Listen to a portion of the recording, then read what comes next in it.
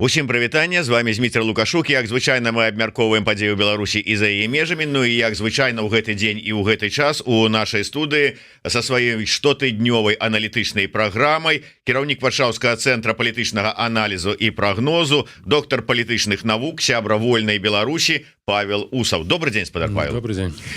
Спадар Павел, давайте мы з вами, як мы гэта любім, звычайна для разгону. Ну, па-першае, нагадаем усіх про неабходнасць, калі гэта для вас бяспечна, подписываться на телеграм-канал спадара Павла Усова. Спасылочка будзе у нас у каментатарскай. Таксама не забывайте подписываться на YouTube канал Еврорадио, ставьте свои подабайки, натискайте на звоночек, расширвайте, калі для вас гэта бяспечна, каб як мага большая колькасць людзей послухала і паглядзела нашу программу. Ну і папярэджваю, што гэта у нас вялікі стрым.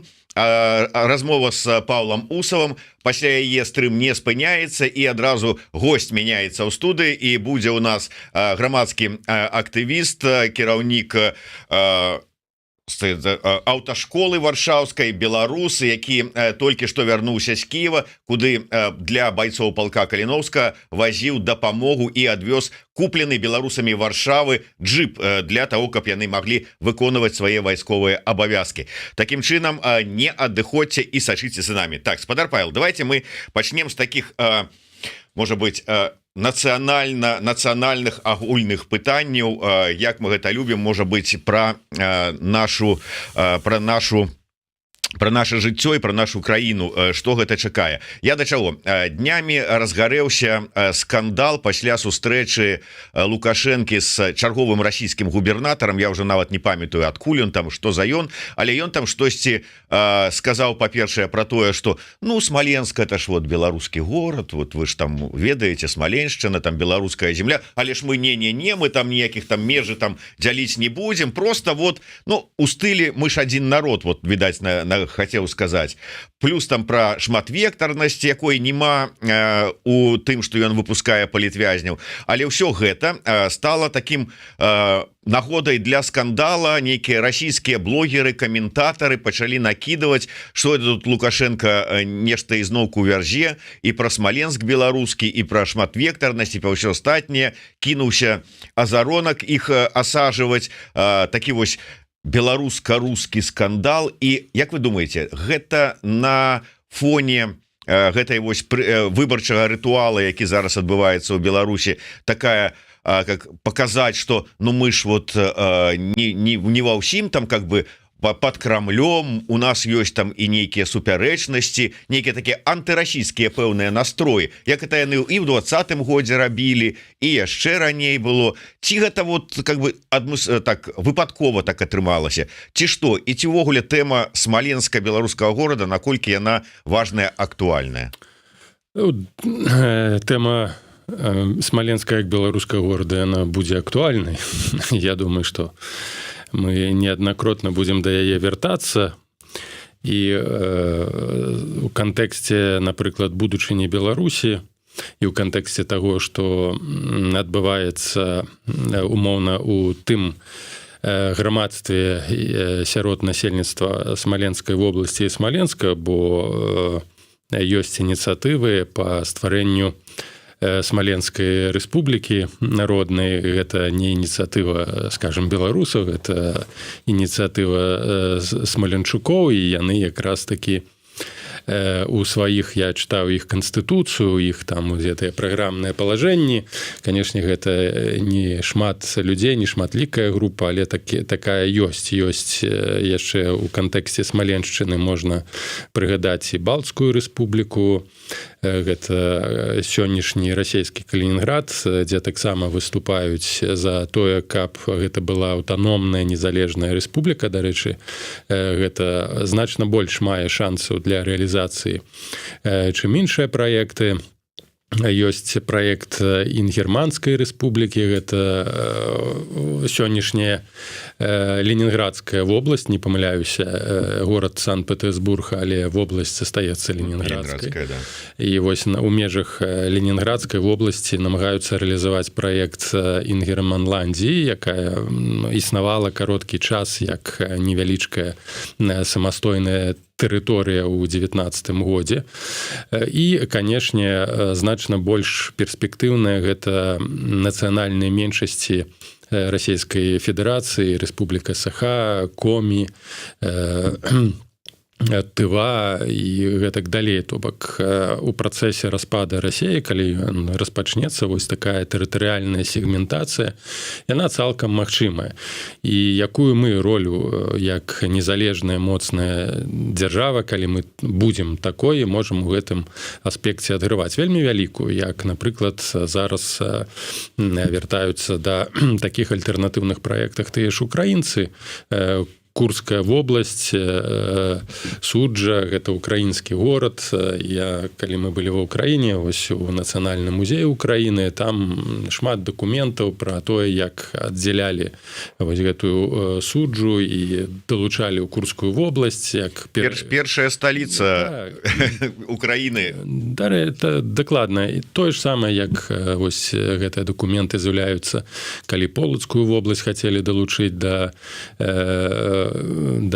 Пскоўскай, так, стварыць вось гэтыя вялікія расійскія тэрытарыяльныя аб'яднанні коштам Беларусі, коштам Украіны, коштам Літвы. І я лічу, што перагляд, асабліва калі мы кажам пра ўсходнюю мяжу вось гэтых тэрытарыяльных пытанняў гістарычных, ён павінен быў бы быць. І варта прыгадаць, што Смаленск разглядаўся як сталіца і фактычна павінен быў увайсці ў склад беларускай Савецкай сацыялістычнай рэспублікі, тады, калі я не памыляюся, Беларускай рэспублікі Савецкай сацыялістычнай, штосьці, абрэвіатура гучала так. Але Свердлоў і ўся гэтая свора бальшавіцкая вырашыла коштам Беларусі пажывіцца і памножыць тэрытарыяльныя абшары Расійскай Федэрацыі. Ввогуле стаяла пытанне, навошта там гэтая Беларусь можа і не павінна і быць. Таму пытанне Смаленшчыны, оно будзе заставацца актуальным. У якім выглядзе? Я лічу, што калі ў Беларусі сфарміруецца моцная нацыянальная ўлада, яна можа падтрымліваць якраз такія тренды ў Расійскай Федэрацыі, стварэнне большых аўтаномій, незалежнасці, падтрымліваць, узмацняць іх. Гэта гарант стварэння буферу. Гэта для нас будзе умоўна буфер. Калі Расія застанецца, канешне, калі ўжо ўзнікнуць такія праекты геапалітычныя, то гэта сведчыць пра тое, што Расія як дзяржава ўжо існаваць не будзе. Канешне, пакуль сістэма функцыянуе і функцыянуе спраўна, наўрад ці можна будзе такія праекты рэалізоўваць, але падтрымліваць такія ініцыятывы варта. Як і ў гэтым аспекце выказвання Лукашенка. Вось, калі мы кажам пра магчымасці вядзення гібридных уплываў, атакаў на Расію, псіхалагічных атакаў, такія выказванні Лукашенка, не думаю, што гэта свядома зроблена, нейкае такое ягонае паглыбленае перакананне. Ён часам гэта робіць не думаючы пра наступства. Як памятаеце, ён сказаў, што і Францыск Скарына жыў і работал в Піцеры, і Магілёў гэта рускі горад. Гэта было, калі я не памыляюсь, у 19 годзе, калі была сустрэча.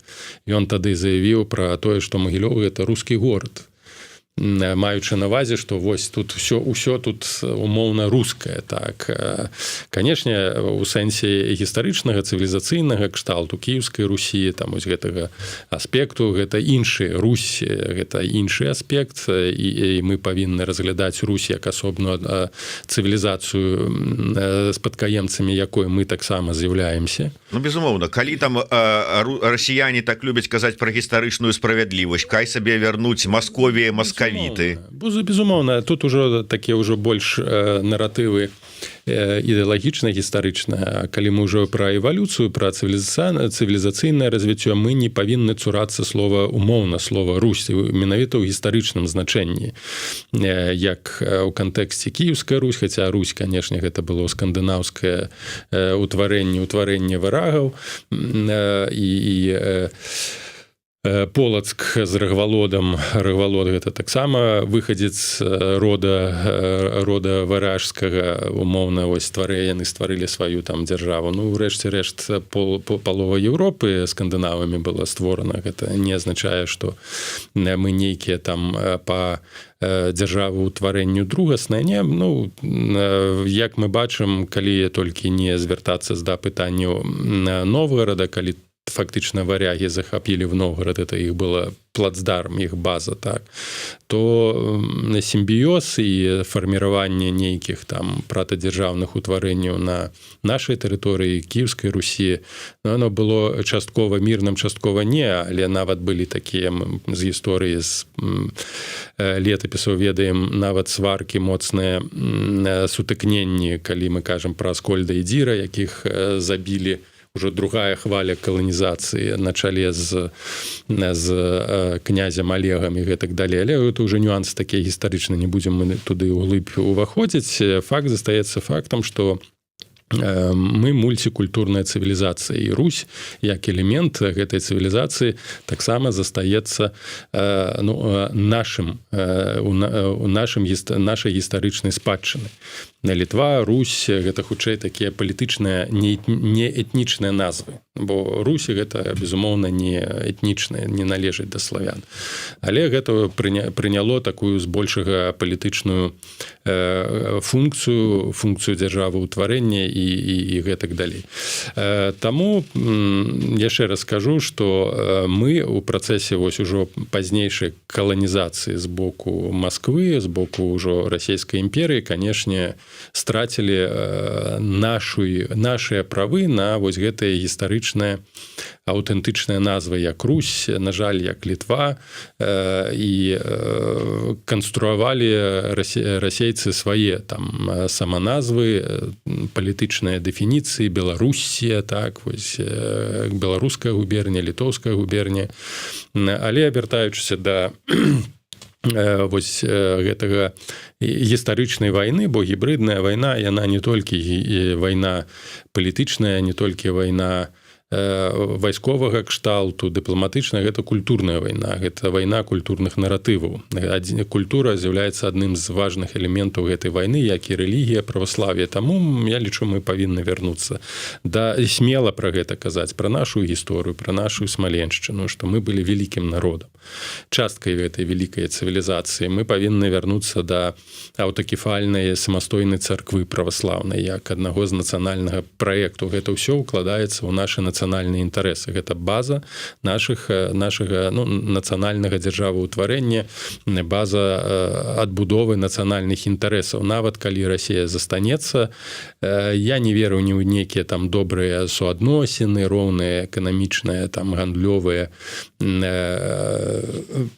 узаемаадносіны, узаемадзеяння, такога не будзе. Расія заўсёды будзе імперскай, пакуль яна будзе, неважна, дэмакратычна ці не дэмакратычна. У гэтым кантэксце варта ўзгадаць таго ж вялікага ліберала Чубайса, які казаў пра расійскую ліберальную імперыю, што Расія павінна стаць ліберальнай імперыяй. Якая для нас розніца? Мы у тым, ліберальная гэта не імперія, не ліберальная імперія. Мы застаемся часткай вось гэтых каланіяльных уплываў, пакуль цалкам не дыстанцуемся. І я лічу, што, вяртаючыся яшчэ раз да лукашэнкаўскіх выказванняў, лічу, што гэта трэба прасоўваць, гэта трэба падтрымліваць, трэба распаўсюджваць гэтую інфармацыю, выкарыстоўваць яе супраць расійскіх наратываў, ствараць нават вось такую напружанасць ідэалагічную, як апошнім часам там Азаронак уз'еўся на гэтую Бондареву, так, ці гэтых прарасійскіх блогераў. Калі гэта адпавядае на сённяшні дзень нейкім нашым ідэалагічным інтарэсам, перасварыць Лукашенка з Пуцінам, паказаць, што нават Лукашенка пачынае разумець, што Беларусь гэта не нейкая маленькая краіна і перыферыя, яна мае свае гістарычныя прэтэнзіі. Лічу, што варта вось гэтае пытанне падымаць, каб было больш скандалаў, каб ён неёмка адчуваў, каб, канешне, для Расіі было таксама разуменне таго, што Беларусь просто так прыглынуць не ўдасца. І, канешне, калі Лукашенко адна справа, калі мы кажам там пра Смаленшчыну, там про Новгород, про Пскоў, так, калісьці былі таксама пад літоўскімі князямі, можна заўсёды сказаць, што гэта вось знову нацыяналісты штосьці там прыдумляюць, а тут раптоўна Лукашенко загаварыў про вось вяртанне ці на тае самленне Смаленшчыны з Беларусю, з Вялікім княствам літоўскім. Я, дарэчы, прыгадаў таксама, калісьці Медведзеў прыязджаў у Магілёў, так, і там яны сустракаліся ці рабілі здымак нешта пад шыльдай ці пад нейкім надпісам прысвечаным, не памятаю зараз дакладна, таму, калі магілёўцы выразалі маскоўскі гарнізон, тады там каля 7,000 чалавек у 1661 годзе, калі не памыляюсь.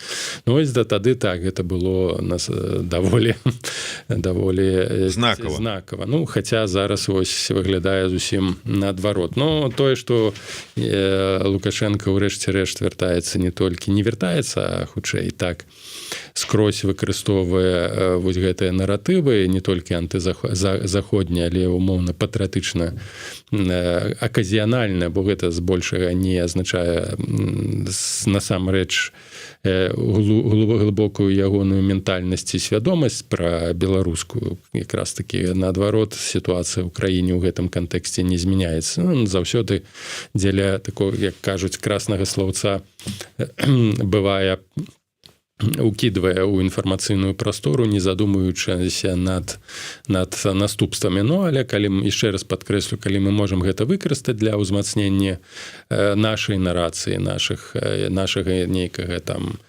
псіхалагічнага ціску ці псіхалагічнага ўплыву, думаю, што гэта не нашкодзіць.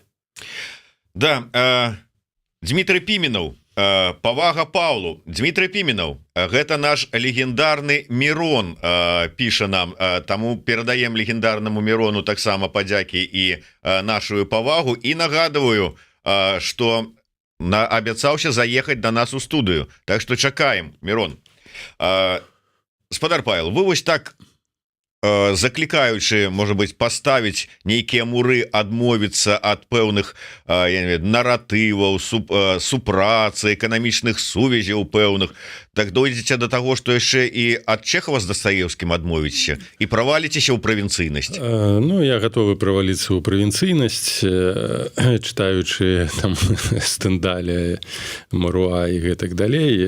Ну, мы ўжо на гэтую тэму не раз казалі, што калі мы маем велізарную літаратуру сусветную, то перш за ўсё павінны вывучаць яе, а не прывязвацца да вялікай рускай культуры Дастаеўскага і Чэхава. Так, калі мы павінны абмежавацца ад тэрытарыяльнага і палітычнага ўплыву, мы павінны абмежавацца ад культурнага ўплыву. Гэта не азначае, што мы не павінны там у межах школьнай праграмы нейкі кавалак адносна расійскай літаратуры ў межах вялікай сусветнай літаратуры не вывучаць, нейкія гадзіны гэтаму прысвячаць. Але што мы маем, што мы мелі ў савецкія часы, што мы маем зараз, калі фактычна расійская мова, расійская літаратура з'яўляецца па сутнасці фундаментальнай часткай сярэдняй адукацыі. Яна з'яўляецца дамінуючай часткай. У нас няма там, напрыклад, некалькі гадзін у тыдзень там ангельскай літаратуры ці французскай літаратуры, калі б мы так это вывучалі, калі стварыць парытэтныя збалансаваныя культурныя ўплывы, то на першым месяцу павінна быць беларуская, на другім месяцу гэтая сусветная літаратура з роўнымі гадзінамі. Чаму мы не вывучаем Шекспіра, а столькі гадзінаў прысвячаем Лермонтаву ці Пушкіну? А чым Байрон горы ад Лермонтава, так? І вось мяне гэта не тое, што там перагібы не здзіўляюць. Мяне здзіўляе тое, што людзі, якія павінны перш за ўсё сыходзіць з інтарэсаў уласнай культуры, уласнай краіны, уласнай свядомасці, уласнай традыцыі, прыярытэты аддаюць расейшчыне ставячы на другі план наша нацыянальнае, называючы гэта правінцыйнасцю. Яшчэ раз падкрэслю, што дала гэтая вялікая культура Расіі. Там часам тая ж спадарыня Алексеевич кажа, так любая культура, яна на крыві пабудаваная. Так, гэта праўда, з гістарычнага пункту гледжання любая. Культура, любая цывілізацыя пабудаваная на крыві. Возьмем старажытную рымскую імперыю, цывілізацыю з культурным наследдзем велізарнейшым, там, прававым, філасофскім. Так, яна пабудавана на нявольніцтве, на каланіялізме, на вынішчэнні там іншых цывілізацый. Я не кажу там пра Сіракузы і забіццё Архімеда ці знішчэнне, напрыклад, іншых гарадоў, так і народаў тых жа дакаў, але пакінула велізарны пласт культуры. Тая ж французская ці ангельская культура, ангельская цывілізацыя, Великабрытанія, каланіяльная імперыя і гэтак далей. Але давайте паглядзім, да чаго гэтая філасофія, тая ж Нямецчына так увесь час паказвае, так што немцы павінны былі б адмовіцца ад сваёй культуры, бо выхоўваючыся на Канце, на Гегеле, на Фіхта, калі ласка, там, вось на Шиллере, на Гёте, тым не менш прыйшоў адзін да ўлады, быў створаны адзін з самых жудасных рэжымаў, так, гітлераўская Нямецчына, якая вынішчыла мільёны людзей. Ці гэта павінна быць апраўданнем таго, што робяць рускія, і аддзяленнем культуры ад палітыкі? Не павінна, бо немцы вядуць зараз імперскую вайну, так?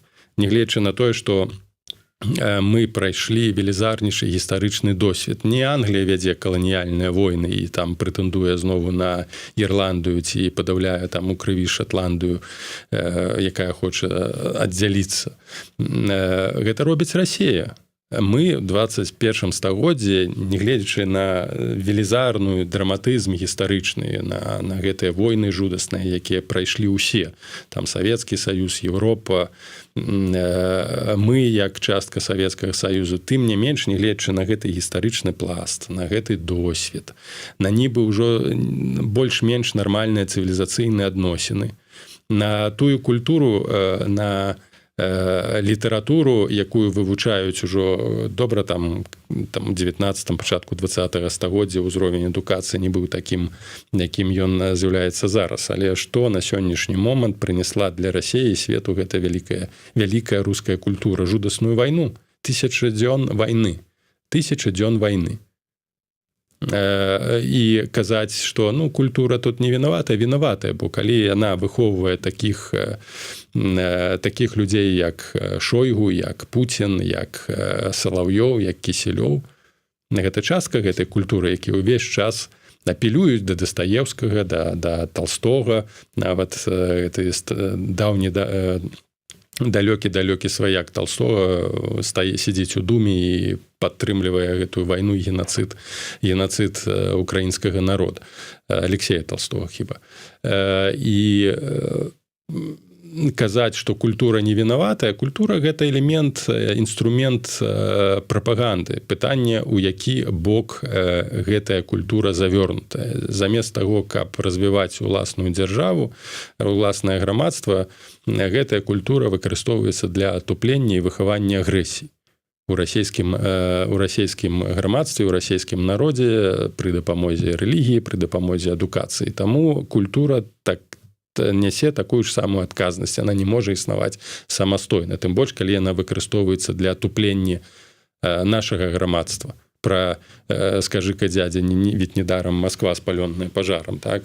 Вось, на Барадзіно выхоўваюць нашых дзяцей. Той же Сувораў, мы ў мінулы раз казалі, што акадэмія, якая рыхтуе нашых афіцэраў будучых, так, яна называецца ў гонар ката, на гонар таго, хто знішчаў нашу дзяржаву. Вось гэтыя перагібы, культура як інструмент уплыву, як інструмент маніпуляцыі, яна на сённяшні дзень для нас шкодная. Трэба гэта зразумець. Яна для нас шкодная, руская культура. Яшчэ раз падкрэслю, усіх гэтых філасофскіх наратываў, глыбіні, асобнага нейкага такога глыбокага, што ёсць у Дастаевскага, чаго няма там у Бальзака, таго ж няма нешта такога глыбока мудрага, што магло б зрабіць рускі народ своеасаблівым. У кепскім кантэксце так.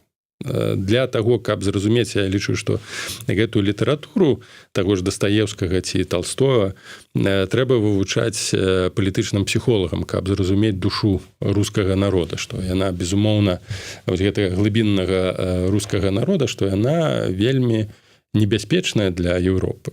Тыя ж браты Карамазавы ці бесы. Ведаеце, якая найбольш мне з расійскай літаратуры, каго найбольш за ўсё падабаецца творчасць? Лескова. Вось Лесков, які ў савецкай мінуўшчыне, ён разглядаўся як рэакцыйны пісьменнік, это быў антыпод Дастаевскаму. Але калі вы зараз возьмеце тыя ж ягоныя творы там на ножах, які распавядае пра палітычную культуру, пра глыбокую культуру Русі, глыбока глыбіннага гэтага народа, это рэчы вельмі добра паказваюць нутро, гэтую нутраную філасофію тых, хто выступае за змены ў самой Расіі, так званая ліберальная апазіцыя. Таксама вось гэтая ліберальная апазіцыя, гэтыя наратывы ўзніклі тады ў Лескова, дзесьці 70-80 гады 19 стагоддзя. Вось ён разглядаўся як рэакцыйны пісьменнік, дзе вось Дастаевскі паказвае прагрэсіўнае там думанне, мысленне, дзеянне, а ў Лескова наадварот. Ён паказвае, што фактычна тыя людзі, якія выступаюць за прагрэсіўнае асвятленне народа, то яны па сутнасці нічым не адрозніваюцца ад тых, хто пры ўладзе. Так, ён такім чынам прапагаваў неабходнасць захавання вось гэтай сістэмы, якая тады існавала, бо нічога добрага перамены ў Расіі не прынясуць. Збольшага ягоныя прагнозы спраўдзіліся. Дарэчы, у Дастаевскага тое ж самае было ў бесы, пачытайце там. Это твор створаны, напісаны на рэальных гістарычных падзеяў, нечаяўшчыны, нігілізм, Тургенеў тое ж самае. Вся расійская культура, традыцыя, літаратура паказвае, што змяняць у Расіі нічога нельга.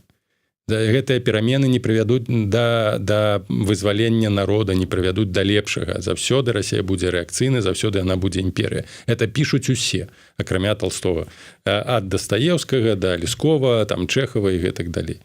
І нас уганяюць у гэтую архаічную сістэму, аўтарытарную, у культурным сэнсе, у духоўным сэнсе, калі мы заўсёды былі абсалютным антыподам у палітычным, філасофскім, культурным, літаратурным аспекце. Вось казаць пра тое, што каланіяльная літаратура і не вывучэнне каланіяльнай літаратуры, якая дэструктыўная для нашага грамадства, з'яўляецца правінцыйнасцю, ну, гэта азначае не разумець гэтай рускай культуры. Ну что ж, вот такое наш гісторыка сучасны, але агульна-цывілізацыйныя развагі, такі вот частка, блок нашай праграмы скончыўся. Перайдзем да сучасных і больш палітычных тэмаў. Давайте пачнем з таксама надзённага. Вольная Беларусь апублікавала ў сябе на старонцы ў тэлеграм-канале. Дарэчы, каму цікава, таксама можете подписываться не толькі на тэлеграм-канала Павла Усова, але і на тэлеграм-канал Вольнай Беларусі, сябрам якой з'яўляецца Павел. Дарэчы, у вашым тэлеграм-канале перапоста гэтага паведамлення няма. Таму Вольная Беларусь выказалася па пытаннях вызвалення палітвязняў. Спадар Павел, я вось пачытаў, ну, прынцыпе, гэта ізноўку у нашым звыклым стылі мы патрабуем вызвалення ўсіх палітвязняў. Ну, апроч такого удакладнення, што мы там, конечно, разумеем, што ёсць тыя, хто стаяў на прарасійскіх пазіцыях, але акрэсліваем, што вызваліць павінны ўсіх, незалежна ад гэтых пазіцый. Ну, то есть зразумелая і даўно агучваемая тэза: усім палітвязням свабода. Чаму вырашылі менавіта цяпер ізноўку гэта паўтарыць? Ну, у нас у планах была тут Пры прычыне двух пытанняў. Перш за ўсё памятайце, што некаторыя выказванні Зіновна Станіславовича, яны перакручаныя прывялі да такога абурэння, узаемнага абвінавачвання, там абразаў і гэтак далей. Тут ужо фармальна афіцыйны дакумент, які кажа пра тое, што ў пытаннях гуманітарнага кшталту, аспекту усе палітычныя прэтэнзіі ці разнастайныя палітычныя пытанні, яны адыходзяць на другі, на трэці, а можа быць нават на чацвёрты план, пакуль Беларусь не будзе вызвалена. То бок канцэптуальна вольная Беларусь выступае за безумоўнае вызваленне палітычных вязняў, нягледзячы на пазіцыі ў 2020 годзе, геапалітычныя, палітычныя і гэтак далей. Другі момант, у нашых планах ўсё ж такі запусціць шырокі такі працэс, пачаўшы з канферэнцыі, дзе конкретно со зваротам да еўрапейскіх структур, да заходніх структур з боку якраз такі палітычных вязняў пра неабходнасць нейкіх размоваў з прадстаўнікамі рэжыму і, быць можа, нават выкуп палітычных вязняў, якія знаходзяцца ў жудасным стане, фізычным, маральна-псіхалагічным, праз, скажам, наўпрост нават гандаль нейкімі асобнымі санкцыйнымі пакетамі. То бок выпускаеш частку людзей, аслабляем санкцыі у тым ці іншым накірунку. Наступны крок – гэта прапанова такой разгорнутай у такім кантэксце стратэгіі для заходніх структур, у тым ліку для Польшчы, каб усё ж такі ў сітуацыі, калі палітычныя зняволеныя знаходзяцца шэраговыя, перш за ўсё, у даволі складаным становішчы, псіхалагічным, фізычным, выкарыстаць усе метады, нават перамовы дзеля таго, каб гэтых людзей выратаваць. Але гэта пазіцыя павінна прагучаць не з вуснаў палітыкаў, там, мяне ці пазняка, ці вольнай Беларусі, а павінна прагучаць і хутчэй за ўсё будзе агучана з боку палітычных вязняў, якія сышлі, былых палітычных вязняў. Дарэчы, таксама група Асацыяцыя сем'яў палітычных зняволеных адкрыты ліст напісала ў інтэрнэце, зварот менавіта ў такім кантэксце, што для вызвалення палітычных вязняў неабходна змяніць падыходы, такіх жорстка санкцыйнай, з абсалютнай ізаляцыі, перайсці на нейкія размовы дзеля таго, каб хаця б выцягнуць тых, хто гэтага патрабуе больш усяго. То бок гэтыя ініцыятывы, яны ўсё больш і больш у публічнай прасторы гучаць, канешне, ігнаруюцца і кабінетам, і офісам, яны ўсцяж застаюцца на пазіцыях санкцыйнага падыходу, што нічога па сутнасці не змяняе ні для беларусаў, ні тых, хто знаходзіцца ў вязніцах. І на сённяшні дзень, наколькі я ведаю, такой больш-менш вядомай пазнавальнай палітычнай сілы, якая б узяла на сябе адказнасць і гучна заявіла пра неабходнасць ўсё ж такі перамоваў з прадстаўнікамі рэжыму ў справе вызвалення ці абмена ваенна-палітычных палонных на нейкія санкцыйныя пакеты няма. Людзі баяцца пра гэта казаць, палітыкі, бо гэта будзе ісці насуперак тым падыходам, якія падтрымліваюць еўрапейскія краіны, татальныя санкцыі, татальная ізаляцыя. І, канешне, гэта можа пагражаць нейкім там іх палітычным пазіцыям на захадзе. Я лічу, што вось вольная Беларусь, прынамсі, як палітычная структура, як пэўны палітычны цэнтр, наўпрост заяўляе пра тое, што гэтую пазіцыю трэба змяняць, трэба прасоўваць неабходнасць перамоваў, не з тым, каб там знову лабзацца з Лукашэнкам, і што вось там прызнаць, ніхто прызнаваць яго легітымным не будзе ні перад, ні пасля выбараў, а ў пытаннях перш за ўсё ратаванне людзей. І шмат, наколькі я ведаю, былых палітычных вязняў падтрымліваюць гэтую ідэю. Ну, часам вось вострае палітычнае выказванне, канешне, ствараюць напружанасці, каб паставіць кропкі над «і», канкрэтна задэклараваць, якую пазіцыю мы падтрымліваем, якую палітыку мы будзем праводзіць, была зроблена гэтая заява. Далей будуць наступныя крокі. Ну, будем спадзявацца, што как бы гэтая заява можа быць неяк так знівелюе, згладзіць тыя ўражанні, якія ўзніклі ў пэўнай часткі людзей пасля выказванняў Зенона Станіславовича. Дзесьці выдзернулі, дзесьці не выдзернулі, ну але сапраўды вот как бы не заўсёды ўсё гучала так, як ну падавалася трэба зараз гучаць у часы, калі нам патрэбна кансалідацыя. Спадар Павел, ўсё ж таки давайте акцэнтуемся на такім моманце. Размова ідзе пра тое, што яно, дарэчы, толькі ў 5-м пункце пазначана, што лічым неабходна падкрэсліць, што прамаскоўскі рэжым Лукашэнкі накіраваны на знішчэнне так беларускай культуры, так неправільна. 4, дзеля вызвалення палітвязняў мусіць быць кантакты, перамовы прадстаўнікоў еўрапейскіх структураў са злачынным рэжымам Лукашэнкі. І тут некалькі момантаў. Па-першае, санкцыі. Наколькі ўсё ж такі палітвязні і уведзеныя пасля пачатку вайны і за саўдзел у вайне звязаныя? Я лічу, што тут павінен быць грунтоўны аналітычны падыход адносна тых санкцый, якія ствараюць пагрозу для бяспекі Украіны, ствараюць пагрозу для бяспекі таго ж захада, іх аддзяліць ад тых санкцый, якія былі уведзены з прычыны палітычных падзеяў у 2020 годзе.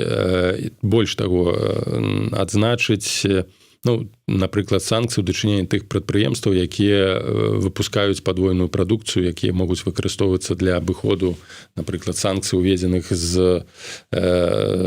супраць Расіі. Напрыклад, там некаторыя прадпрыемствы могуць закупаць тэхналогіі на захадзе і перапрадаваць іх на Расіі. Ну, трэба ўзважыць, калі ёсць такая пагроза, за санкцыі ў дачыненні да гэтых прадпрыемстваў не ўводзіць. Так. Але, напрыклад, той же апошні пакет санкцый без абмежаванняў татальны, які быў уведзены супраць Беларусі, ён абсурдны сам па сабе. Калі уводзяцца маштабныя санкцыі не супраць сістэмы, не супраць мілітарных элементаў эканомікі, не супраць Лукашэнка, а супраць простых беларусаў, якія церпяць, якія не могуць возіць там тавары, якія нават з гэтага гандлю прымежнага жывуць. Тое ж самае, што робіць Літва, гэта ж працяг санкцый, абмежаванне ўезду беларусам, абмежаванне ўезду на ўласным аўтатранспарце, дарэчы, колькі гучала заяў адносна таго, што мы там кабінет, офіс вядзе перамовы з Латвіяй, з Літвой, што вось там дойдуць да нейкага кампрамісу і не будзе такіх абмежаванняў, уплываў на гэтае рашэнне, на гэтае дзеянне ніякага ні кабінет, ні офіса не аказвае, не можа аказваць.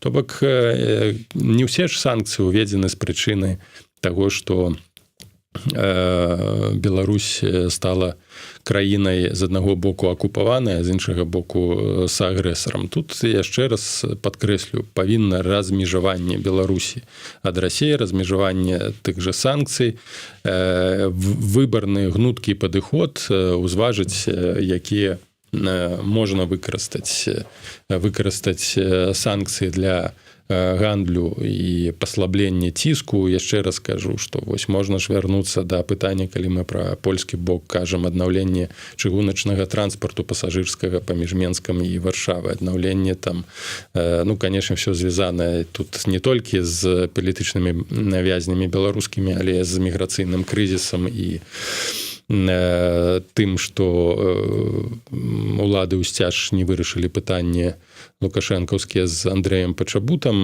але гэта не азначае, што не трэба весці перамовы і нейкія пакеты, прапановы з таго боку ці з іншага аналізаваць і агучваць. Пытанне ў тым, што трэба гэта пачаць. Які гэта будзе вынік, які далейшы будзе крок, будзе залежаць ад таго, як распачнуцца нейкія працэсы. Нават, уявіце сабе, Шольц звоніць Пуціну і гадзіну размаўляць, калі той там нішчыць і збівае людзей тысячамі. Нічога страшнага, вось узяў Пуціну, патэлефанаваў, там пра нешта паразмаўлялі. Так што перашкаджае взять таго ж Рыжанкова ці каго-небудзь там з адміністрацыі, тую ж Петкевіч, просто сустрэцца на нейтральнай тэрыторыі, паразмаўляць, як там пэўныя пытанні вырашыць датычных людзей. Тут нават не пра санкцыі, мы ж людзей ратуем. Так я не вижу тут праблем, акрамя недахопу нейкай палітычнай волі і нейкага жадання. Чамусьці палітыкі заходнія не баяцца мараць рукі, размаўляючы з забойцам, які там нават Гага выставіла, там трыбунал міжнародны выставіл ордер на арышт. Не, звоняць спакойна. Тут размова ідзе пра вайну. Так это таксама вайна. Гэта ж таксама. Тут же не просто так, што вось пазванілі, значыцца, прызналі. Не. Бонусаў асаблівых на гэтым не заробіш. На спыненні вайны заробіш. Конечно. На спыненні, на перамовах так, для сябе. А калі вырашаць рэальнае пытанне, звязанае з людзьмі, з канкрэтнымі жывымі людзьмі, якіх можна выратаваць, то не, тут яны, канешне, тут неяк не іх справа. Спадар Павел, вот глядзіце, з аднаго боку вы кажаце, трэба палітычная воля, трэба, каб даводзіць заходнім палітыкам, што хто будзе даводзіць?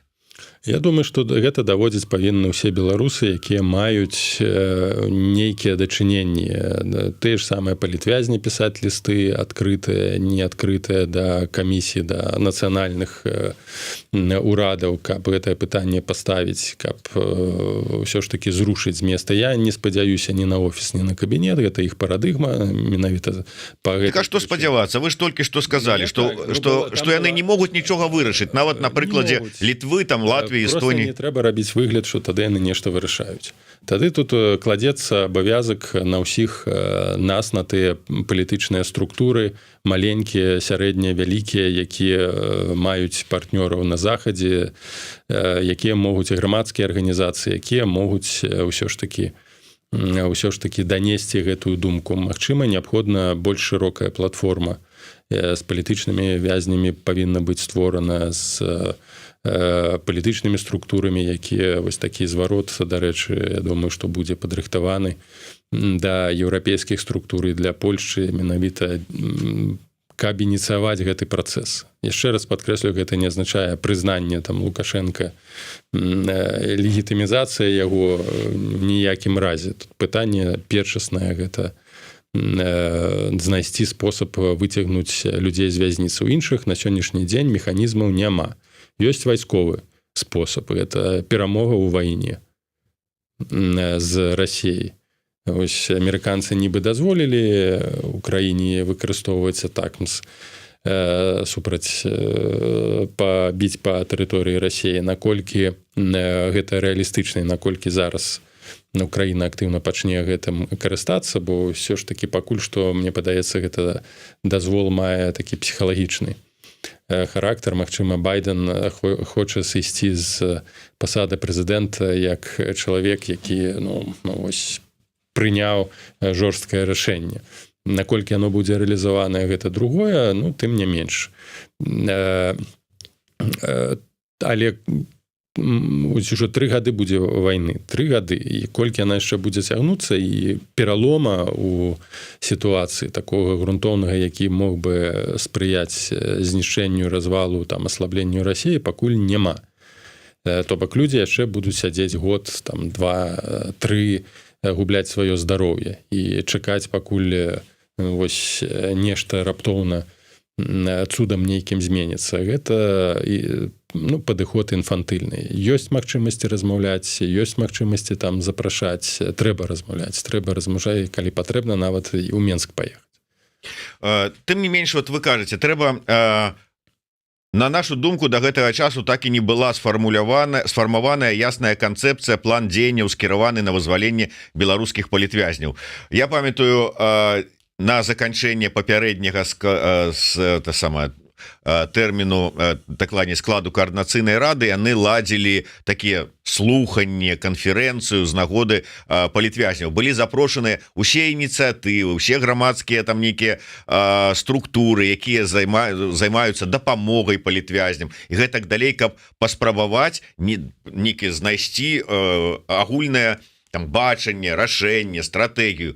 І так нічога і не знайшлі. Нават гэтыя структуры не змаглі паразумецца паміж сабой. Абсалютна. Тут не трэба тады сцягваць усіх. Я, дарэчы, удзельнічаў у гэтых слуханнях, выступаў, і тады нарадзілася ініцыятыва менавіта стварэння групы канкрэтна, якая атрымае мандат ад каардынацыйнай рады, бо трэба ж прадстаўніцтва. Вось мы ўсе ўвесь час бегаем за гэтым прадстаўніцтвам, то кланяцца ў офіс, то каардынацыйнай рады. І вось у межах каардынацыйнай рады тады мне прапанавалі ўвайсці ў такую групу, якая і кантактную, якая будзе рэалізоўваць гэтую стратэгію. Каардынацыйная рада адмовілася падтрымаць гэтую ініцыятыву, адмовіліся іншыя там структуры кабінетна-офісныя, і так яна і знікла. Ініцыятыва, што яшчэ раз скажа пра тое, што гэта трэба рабіць па-за межамі тых структур, якія на сённяшні дзень манапалізавалі прастору. Інакш той же самы Белсат паказвае, што ніякія ініцыятывы, ніякія праекты рэалізаваныя не будуць. Ось вольная Беларусь зрабіла гэты крок, калі хтосьці з палітычных структур жадае падтрымаць, увайсці у, скажем, больш шырокую плыню менавіта па рэалізацыі гэтай канцэпцыі, усіх бессэнсоўна запрашаць, але тыя, хто падтрымліваюць такі падыход, мы адкрыты для размоў, для кансультацый, для сумесных дзеянняў. Тут стаіць на першым месцу вызваленне палітычных вязняў на ўсімі спосабамі магчымымі. У нас іх, на жаль, магчымых спосабаў у беларусаў няма. Тут застаецца пошук палітычных інструментаў, перамоваў, размоваў, перш за ўсё данясення гэтай думкі да заходніх палітыкаў, каб яны ўсё ж такі ўзялі адказнасць на сябе і пачалі нейкія такія кансультацыі, няхай нават кулуарныя з уладамі. Наколькі я ведаю, зараз склалася такая група, не група, так наколькі спантанна, наколькі падрыхтавана, але тым не менш, былая прадстаўніца кабінета Вольга Гарбунова, сястра Калеснікавай Хоміч, Валерый Кавалеўскі, таксама былы прадстаўнік кабінета, і яны зараз вось менавіта ведаючы Гарбунову, ведаючы Хоміч, яны стаяць вот на той же самай пазіцыі, якую вы агучвалі, што найперш вызваленне палітвязняў любымі сродкамі, перамовы і гэтак далей. Я не ведаю, атрымліваецца, как-то вольная Беларусь не ведала пра гэтую такую групу, ці яны там неяк і вас не інфармавалі, ці вы ўжо кантактавалі і не разумеліся. У нас ёсць кантакты, магчымасці размовы, павінна была быць там сустрэча, размова з Вольгай Гарбуновай. Я думаю, што з прычыны таго, што ў розных краінах цяжка сустрэцца і паразмаўляць, але яшчэ раз падкрэслю, мы не закрыты ад ініцыятываў, хаця даволі шмат супярэчнасцяў і непаразуменні ў мяне асабіста з Кавалеўскім, тым не менш для таго, каб вызваліць людзей, думаю, што можна пераадолець былыя сутыкненні і канфлікты і працаваць на агульную справу. Перспектывы вы бачыце ці не? Ўсё ж такі, вот я вяртаюся да гэтай тэмы, калі ўзнікае пытанне, што зняць, вот скажем, там санкцыі пэўныя, каб вызваліць людзей, яны скажуць, ну чакай, мы гэтыя санкцыі, вот канкрэтна гэтую санкцыю увялі за такі-то саўдзел у вайне. Мы не можем снять за вызваленне палітвязняў. Ну, тут трэба прадметна размаўляць па санкцыях, па пакетах, можна нават, яшчэ раз скажу, можна нават абнізіць нейкі там ціск, нават самі кантакты. Гэта ўжо Лукашенко мог бы пайсці вось у выніку кантактаў з тым жа Рыжанковым ці Петкевіч вызваліць яшчэ там дзесятак. Нават сам факт кантакту мог бы спрыяць вызваленню некаторых палітычных вязняў, каб паказаць, што ну так, мы гатовы далей ісці. Вось давайте першы крок мы зробім, вызвалілі палітычных вязняў, вось давайте пойдзем далей. Нават я думаю, што гэты першы крок можна было б ацаніць, наколькі далей мела б сэнс ісці ў гэтым кірунку, але пакуль гэты першы крок не будзе зроблены, не будзе першага кантакту, мы не даведаемся, што можна зрабіць далей. Глобальна, конечно, вось зараз узялі, адмянілі там тыя санкцыі, ніхто гэтага не будзе рабіць. Павінна быць працоўная сур'ёзная група з палітыкаў, прадстаўнікоў еўрапейскага звязу, якія, безумоўна, маюць вагу палітычную, якія не проста прыехалі, бо Петкевіч і Рыжынков, умоўна, гэта тыя людзі, якія могуць паўплываць на працэс прыняцця рашэнняў у Беларусі. І патрэбна з гэтага ж боку такія ж самыя асобы, якія маглі б потым данесці гэтую думку і паўплываць на працэс прыняцця рашэнняў, каб гэта не круцілася у адным месцу без сур'ёзных вынікаў і не забоўтвалася. Але без першага кроку мы не будем ведаць, што можна зрабіць, а чаго нельга зрабіць. Ваш адказ на аргумент. Мы ўжо з вами гэта абмяркоўвалі, просто раз ужо паглыбіліся з нагоды апублікавання дакумента на тэлеграм-канале «Вольная Беларусь» з этой стратэгіі па вызваленні палітвязняў. Я да яе яшчэ раз вярнуся. Аргумент тых, хто супраць такой стратэгіі. Вот бярэм апошнюю групу вызваленых, ці, як кажуць, памілаваных палітвязняў. 31 чалавек. У той же дзень па звестках праваабаронцаў былі затрыманыя ад 50 до 70 чалавек. То есть вот і што? Вызвалілі 30, пасадзілі 70. Добра, так што, няхай усе сядзяць, і не трэба вызваляць нікога. Ну, як мне... Аргумент таксама у бок тых, хто кажа, санкцыі працуюць. Ось, дзякуючы санкцыям, он вызваліў 30, гэта ж першае было. Ось, прадстаўнікі кабінета, што першае агучвалі, гэта так, што санкцыі працуюць. Ось, паглядзіце, ось, он баіцца, і он пад ціскам вызваліў гэтых палітычных вязняў. Потым, дарэчы, гэта была ж і рэакцыя Лукашенка, яго такія рэчы вельмі моцна раздражняюць. Кажа, што мяне накланіць немагчыма. Што яны там кажуць, што я пад санкцыямі вызваліў? Ну, наце, калі ласка, вам 150 чалавек наступных. Ну, больш болтайце сваімі языкамі і крычыце, што мы тут санкцыі вызваляюць, санкцыі працуюць. Ну, то будзеце кожны дзень там па 1000, па 2000 садзіць. Ну, это сведчанне пра тое, што тут не трэба зарабляць на гэтым бонусы палітычныя. Я не думаю, что ад таго, хто што там дзесьці сказаў, было звязанае затрыманне. Я калі задаў вот тое ж самае пытанне Воскресенскому, што як жа ж так? Адных выпускаеце, других затрымліваюць. Он сказал, это два розныя, незалежныя адзін аднаго працэсы. Ну, Воскресенскі сам не ведае, што там адбываецца. Яшчэ раз падкрэслю, Лукашенко будзе заўсёды дэманстраваць, што он нічога не баіцца, што яго накланіць нельга, што вось ён тут кантралюе сітуацыю. І, канешне, там асобны працэс, сістэма запушчана, яна не адступіць. І перамовы ці вызваленне палітычных вязняў ніяк не зменіць агульную сітуацыю ў Беларусі. Я пра гэта ўвесь час казаў. Пакуль Лукашенко будзе пры ўладзе, ён будзе садзіць, і рэпрэсіі застануцца. Іншых механізмаў утрымання ўлады на сённяшні дзень у Беларусі няма. Ці гэта азначае гэты факт, што там будуць садзіць, што мы не павінны выцягваць людзей, якія там паміраюць? Канешне, павінны. Той факт, што Россия бомбіць гарады украінскія, забівае дзяцей, ну, не спыняе жаданне украінскага ўраду вярнуць сваіх военнапалонных і вярнуць дзяцей, якія інтэрнаваныя былі і вывезены ў глыб Расіі. І не перашкаджае з іншага боку забіваць расейцаў і пускаць туды ў глыб Расіі дроны. Гэта вайна, і мы павінны ратаваць любымі спосабамі нашых людзей. Ніхто за нас гэтага не зробіць. Інструмента, канешне, у нас такога моцнага няма.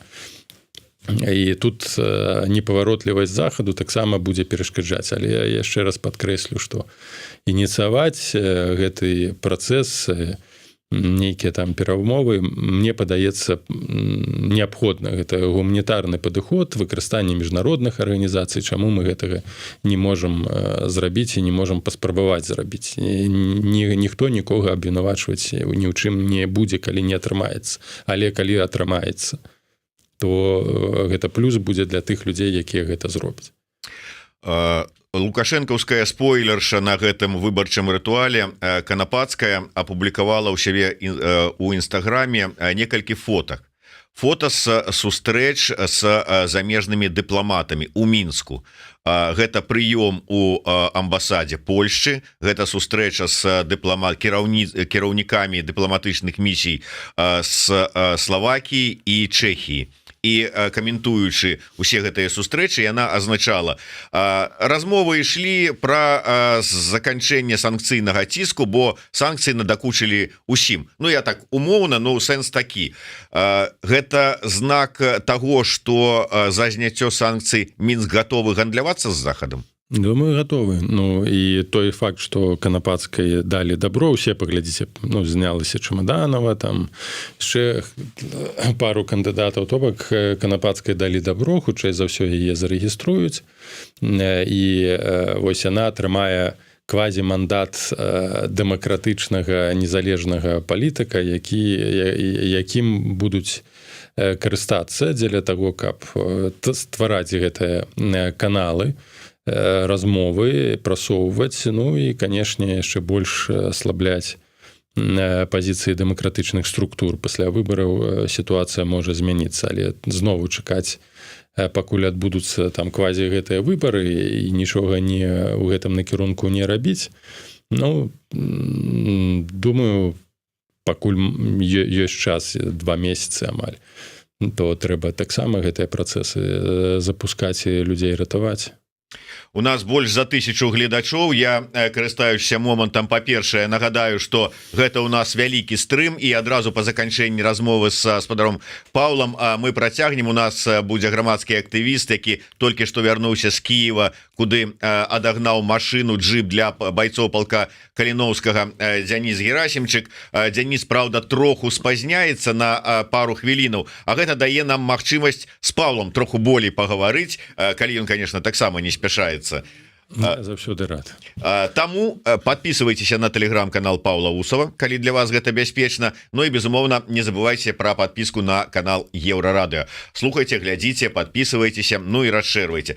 Спадар Павел, тыя вучэнні АМАПа, якія там, ну і там ввогуле там спецслужб, там усіх, каго толькі можна, нібыта напярэдадні зараз выбараў, падрыхтоўка для магчымых там правакацый, гэтак далей. Гэта што? У прынцыпе, яны-то ладзілі такія вучэнні напярэдадні ўсіх такіх электаральных кампаній і папярэдніх, не толькі прэзідэнцкіх, калі я не памыляюся, але і парламенцкіх. Але зараз кажуць, што ну вот это вот ўсё бутафорыя. Ці сапраўды яны нечага баяцца, ці што? Это не бутафорыя, гэта навука, яны вывучаюць досведы з таго, што я памятаю, калі некалькі разоў мяне затрымлівалі там у Магілёве, у Менску, то ўвесь час яны хваліліся, мапаўцы, што яны глядзяць фільмы немцаў, мелі пасля 6-го года, 6, 7, 8, наўпрост казалі, што яны вывучаюць досвед заходнікаў, яны ў кантакце з заходнімі спецслужбамі, менавіта па разгоне дэманстрацыі, вывучаюць іх досвед і нават на гэтым пацішаліся. Ну вось, паглядзіце, вашыя саюзнікі нас вучаць. Гэта была так, гэта была праўда, і нават спецузбраенне і Чэхіі, немцы пастаўлялі у Беларусі, якія выкарыстоўваліся для працэсе разгона мірных дэманстрацый у 6-м годзе і ў 10-м і ў 11-м. Гэта практыка сістэмы вучыцца, яны вывучаюць тыя слабыя бакі, якія былі дапушчаны ў працэсе там падаўлення пратэстаў 20-го году, латаюць дзіры. Тое займаюцца тым, чым мы не займаемся, як дэмакратычная супольнасць, не аналізуем, не ацэньваем, не дыскутуем на тэму памылак, якія былі дапушчаны ў 20-м годзе. То бок мы вось гэтых трэніровак, хаця палітычных, палітычна-тактычных не робім. То бок, напрыклад, к наступным падзеям калі яны будуць у Беларусі, мы прыйдзем зноў не падрыхтаваны не ў псіхалагічным сэнсе, не ў структурным сэнсе, не ў сэнсе кіравання людзьмі, якія на плошчы, як гэта трэба рабіць, якія групы павінны стварацца. Вось тое, чым умоўна павінен быў бы займацца той же байпол у межах плана перамога. Ўсё гэта пахавалі пад вялікім мезяным тазам і з вялікімі наступствамі негатыўнымі для ўсёй дэмакратычнай супольнасці. А тыя кваліфікацыю павышаюць, бо не трэба ж таксама забывацца, што яны ж абнаўляюць кадры, што гэта тыя ж самыя прыходзяць новыя людзі, якіх трэба абучыць, якім трэба прамыць мазгі, якім трэба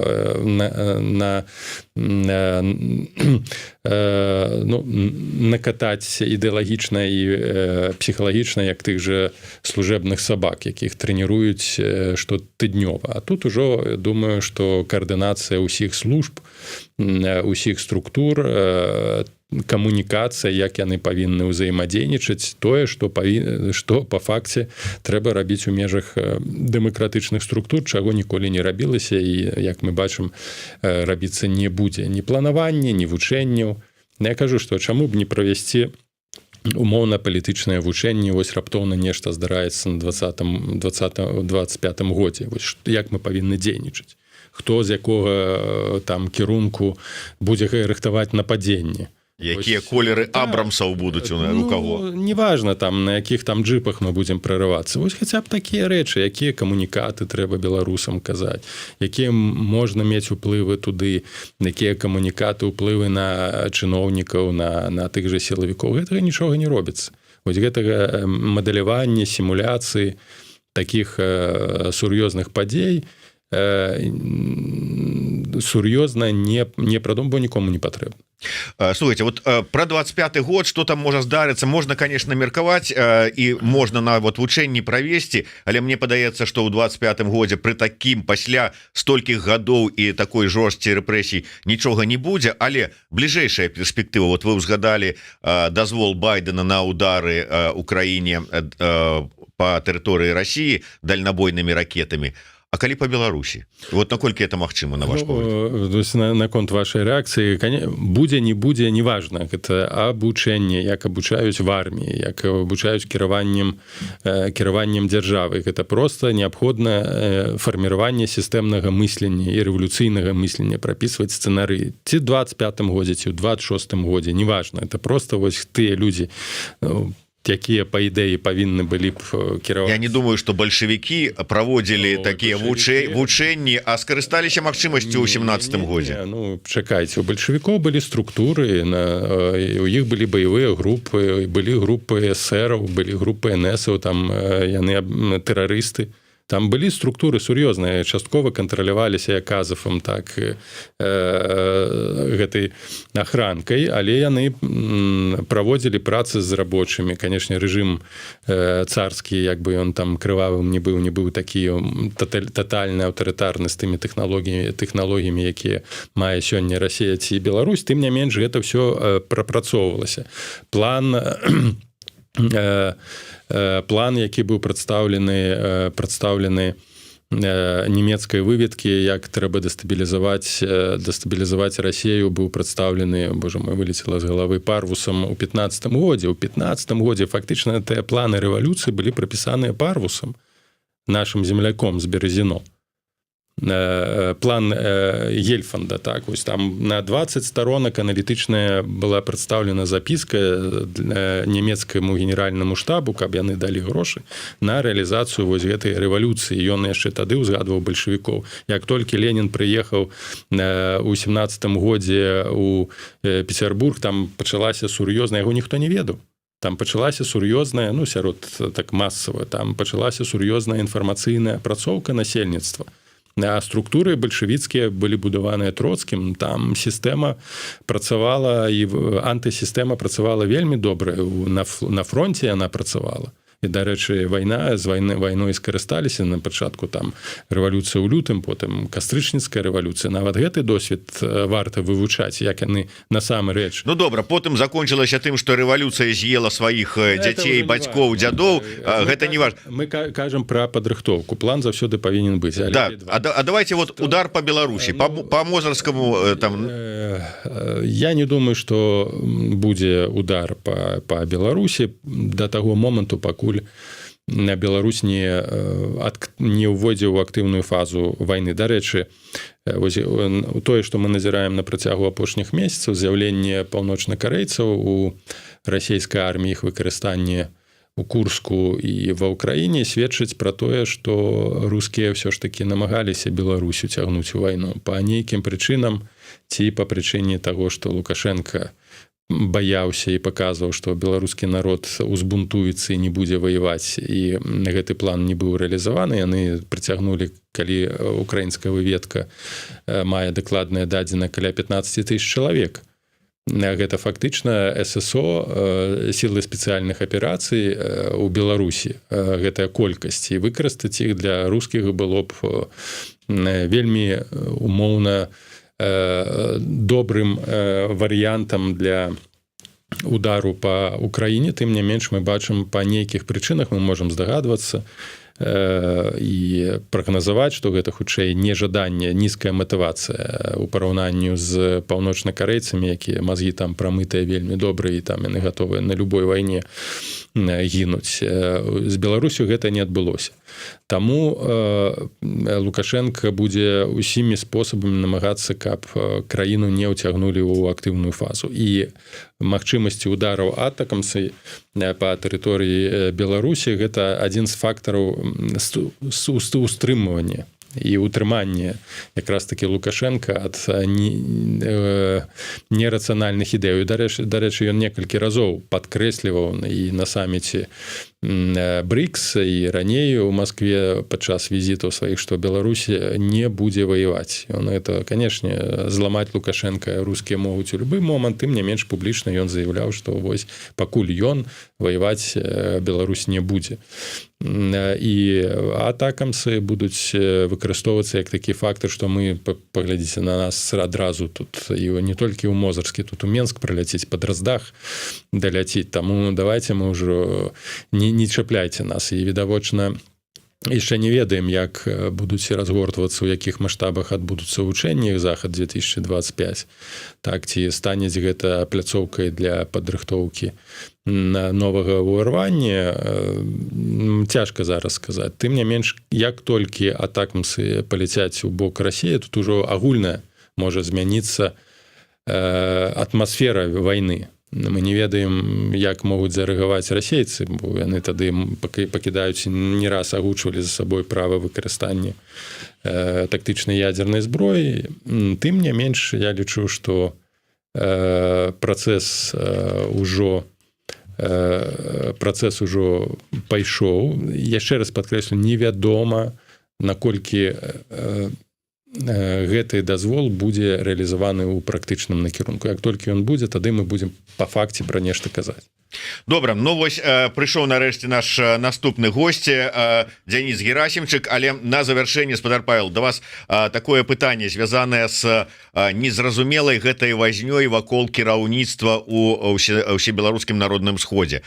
Лукашенко там заявіў, што калі будзе розны чалавек на пасадзе прэзідэнта і на пасадзе кіраўніка УНС, ну то это ж крызіс кіравання.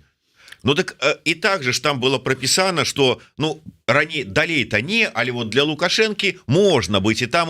Навошта это валтузня? Мы знову вяртаемся да пытання, навошта былі змены ў Канстытуцыі. І падкрэслю, што верагодна сочынскія дамоўленасці закладалі тое, што Лукашенко сыдзе з пасады прэзідэнта.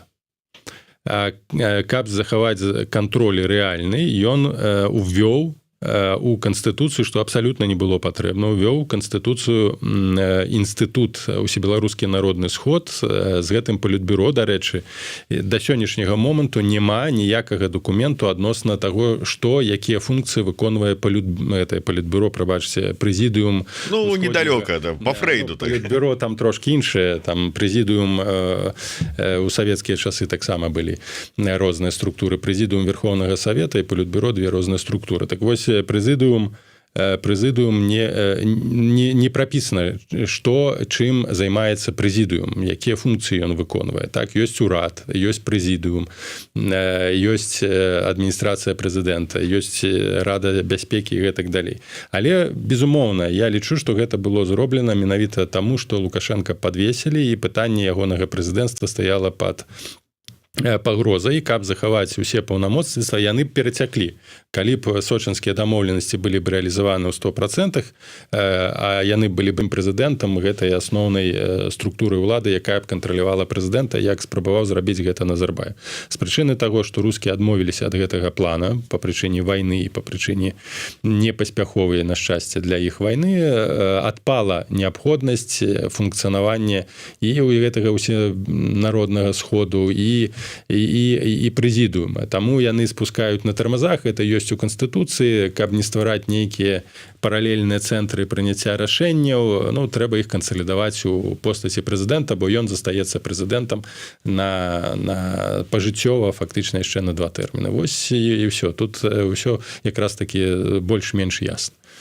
Дзякуй вялікі. Я нагадаю, што з намі ў студыі быў са сваім штотыднёвым аналізам падзеяў Беларусі за яе межамі Павел Усаў. Мы не развітваемся з вами, шановныя гледачы, а развітваемся толькі са спадаром Павлом. Трансляцыя не спыняецца, таму, калі ласка, подписывайтеся на телеграм-канал Павла Усова, не забывайся подписаться на YouTube-канал Еўрарадыё і расширвайце, каб як мага большая колькасць людзей нас паслухала і паглядзела. Мы зараз поставим заставочку, поменяем местами наших гостей и вернемся до вас. Живе Беларусь! Живе Беларусь, дякую.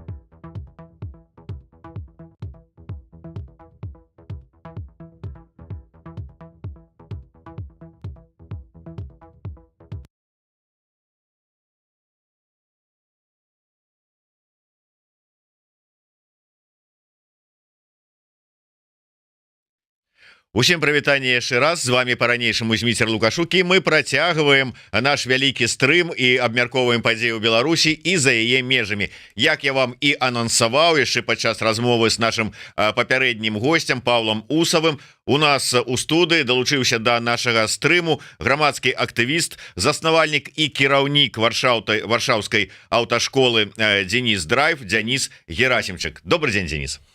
Вітаю вас. Ну, неяк так стомлены, відаць, яшчэ. Ну, трохі так. Ну, пакуль ехаў з Варшавы, толькі учора прыехаў вечарам. З Киева ў Варшаву прыехаў. Ох, да. Я казаў уже, але можна паўтарыць. Денис, так, Денис, давайте поставлю вам микрофон троху бліжэй. Так. Добра. Денис толькі што вярнуўся з Киева, дакладней ад хлопцаў з палка Каліноўскага, вот, бо быў заняты менавіта сустрэчамі з добраахвотнікамі нашымі, нават на форум Астрошскіх беларуска-украінскі не здолеў патрапіць, так быў заняты менавіта вось такімі справамі дабрачыннасці.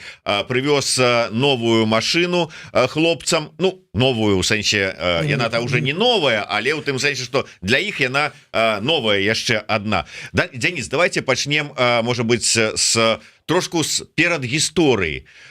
Ну, ўсё ж таки, вы бізнесмен, прадпрымальнік, маеце сваю справу, свой бізнес, і раптам дапамога палку Каліноўскага. Чаму? Навошта вам гэта?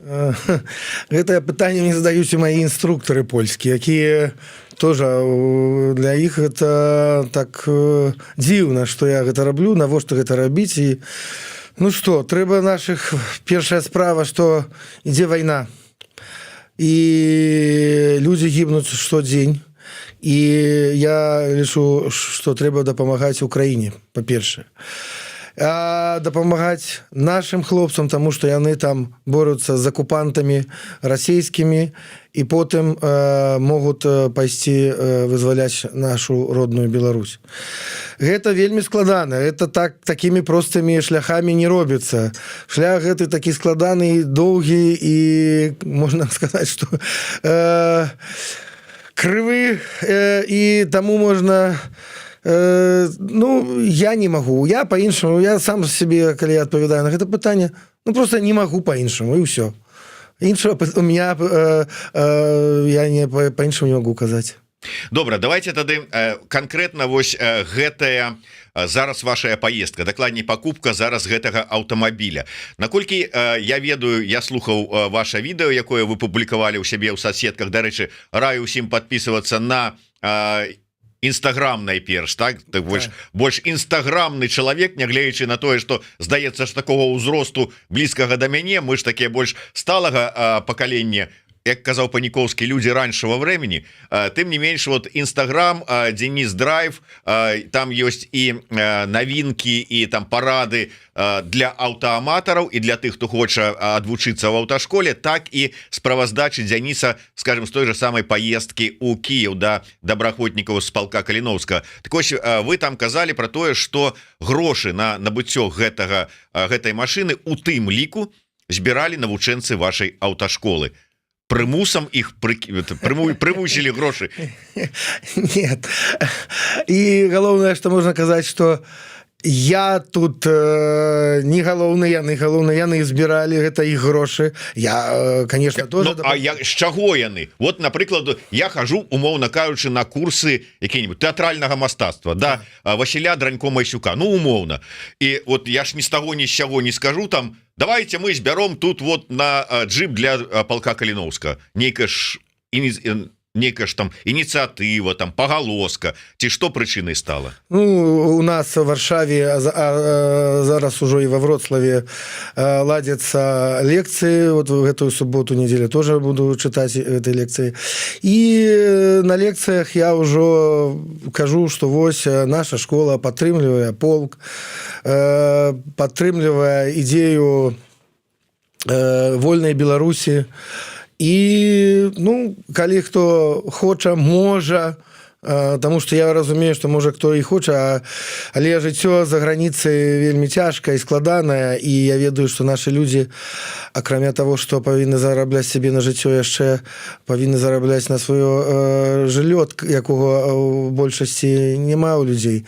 Это ніяк, як паляк, напрыклад, радзіцелі альбо продкі, ну, хтось там меў жыллё, можа, мае, можа, з мамай, папай жыве, ну, а нашы людзі павінны вырашаць гэтыя праблемы самі, і яны маюць такой двойной ціск гэтага цяжкага жыцця. Але, ну, хто можа, хто дапамагае, аб'яўляю збор і кажу, хто можа, ну, памагіце, колькі. Ну, і збіралі мы так на гэтую машыну, не толькі машыну мы купілі, яшчэ мы купілі электрастанцыю, тоже вельмі прыдатная, таму што зараз пачынаецца зіма, а там пастаянна адключэнне электраэнергіі. Я другі раз у полку, і так мне пашанцавала, што я ні разу не был ни под бомбёжкой, і ні разу не было адключэння электраэнергіі, але я ведаю, што гэта штодзённа. Як мы толькі выехалі, я быў у сваёй знаёмай, ось, яна ўжо піша, а ўжо няма электраэнергіі, а мы там пераначавалі ў яе. Ну і вось, калі вярнуцца до гэтага, што нашы, ну, курсанты дапамагаюць. Вот мы з кветня сабіралі на гэтую машыну электрастанцыю, яшчэ там на розныя прылады патрэбныя палку. Зараз тоже маю надзею, што будзе более такая запытанне ад палка, бо нам в палку паабяцалі, што будзе напісаны ліст, што патрэбна, бо часам чагосьці шмат, а чагосьці не хапае.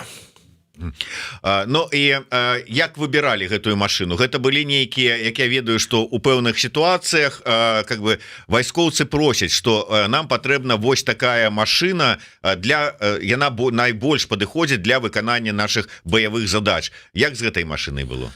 Ну, справа вельмі простая, таму што у мяне тут два сябры у Варшаве, якія зараз знаходзяцца в рэзерве палка Каліновскага, яны ваявалі.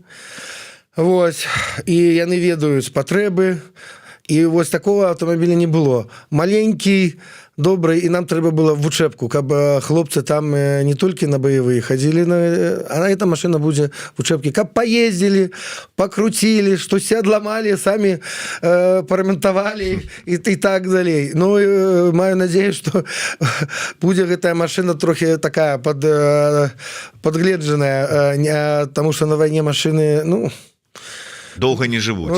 Ну да, гэта можа здарыцца в першую гадзіну. Таму што, напрыклад, астатнія лекцыі, якія былі в Варшаве, тоже была жанчына украінка, у яе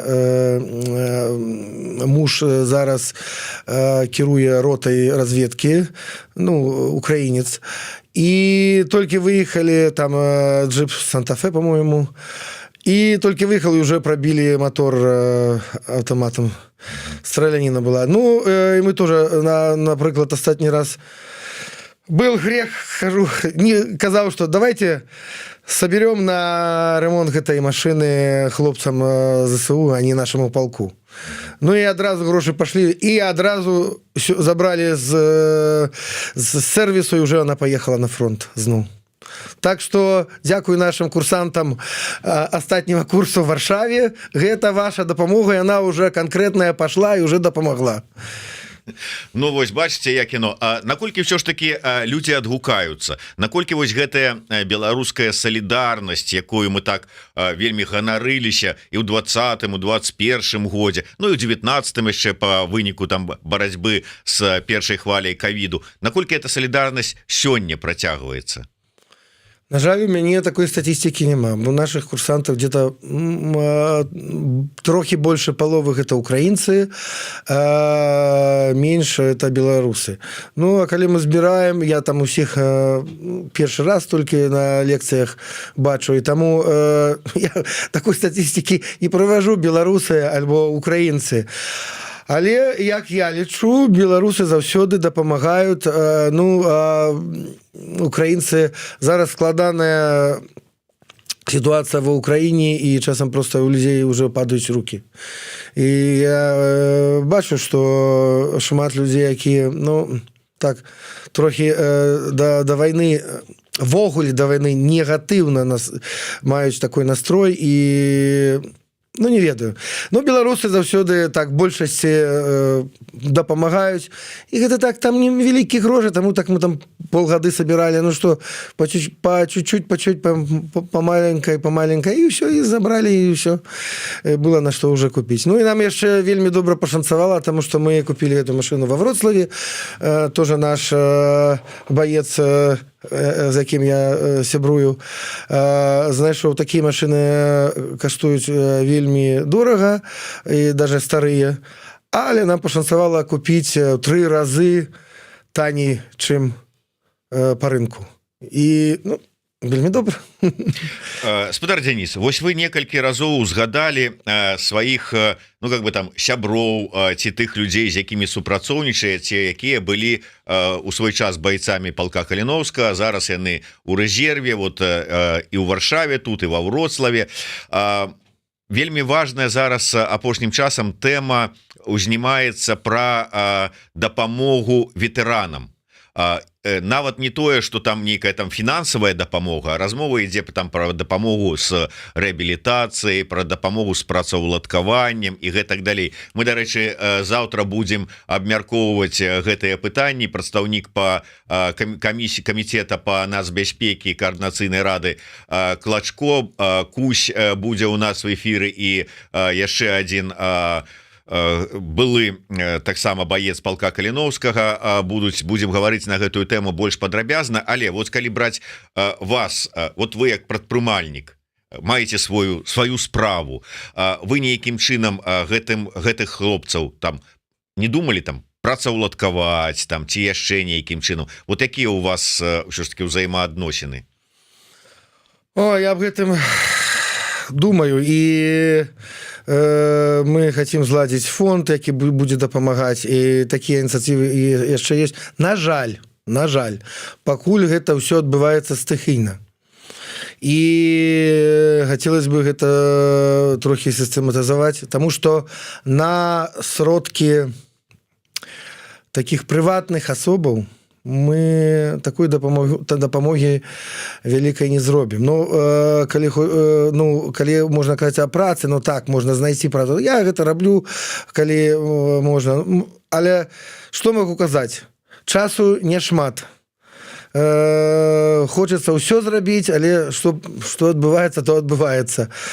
Таму што калі няма, як размаўляў з Вадзімам Кабанчуком астатні раз, ну, калі мы между працаю і вольным часам знаходзім час, каб рабіць штосьці для Беларусі альбо для палка, ну, гэта трохі не сістэматызаваная праца. Гэтага мала. Между працай і адпачынкам знайсці час, ну так, але гэта так не адбываецца, гэта так не працуе. Вы лічыце, што павінны быць нейкая такая адмысловая, ну я не ведаю, там структура, арганізацыя, фонд, які так, павінен быць фонд, можа не адзін, і павінны быць донары, данацеры буйныя, заходнія большасці, для того, чтобы гэту структуру арганізаваць, таму што без структуры гэта так на... Вы ведаеце, што адзін чалавек не вытрымалі шмат часу, перагарае просто. Хочацца, можацца, а потым не хапае сіл, моцы, і ўсё гэта ўжо так згасае трохі. Я ведаю, і таму вось моя думка такая, што патрэбны фонды і не адзін, каб гэтым займацца, таму што розныя справы, як вы казалі, што адна справа гэта калі баец хворы, другая справа, калі яму трэба, напрыклад, дапамагчы з працай, а можа яму штосьці іншае патрэбна, і гэтым павінны займацца розныя людзі. Ну вось так. Дарэчы, я вельмі хацеў, каб да нашай размовы сённяшняй з Дзянісам далучыўся хтосьці з палка. учора я перапісваўся з кіраўніком прэс-службы палка Каліноўскага. На жаль, зараз пасля пэўных рэфармацый так хутка гэтае пытанне не вырашаецца. Для контактаў са СМІ трэба атрымліваць дазвол у вышэйстаячага кіраўніцтва. Ўсё ж таки вайсковая структура, сур'ёзная структура, таму на будучае, калі там загадзя рыхтавацца там за некалькі дзён, там за тыдзень, то мы можа і зладзім такі сумесны стрым з кімсьці з прадстаўніком палка. Але на сёння вось Дзяніс прыехаў з ну как бы інфармацыяй з палка, і ён добра ведае, хлопцы яму там расказалі про тое, якія ёсць патрэбы ў палка, як з імі звязацца, там як там заданаціць ці што найперш. Што прывезлі, якія парады? Во-первых, хотел бы сказать, что у полку идут реформы. И это уже бачно, что этой реформы идут добро. Не все просто, не все вырашается на раз, два, три, это так не будет, але это уже бачно. Атмосфера у полку вельми добрая. Хлопцы так уже бачат, что яны такие, ну, весялейшие. Новае кіраўніцтва палка працуе, ну і дапамагаюць самі. Ну,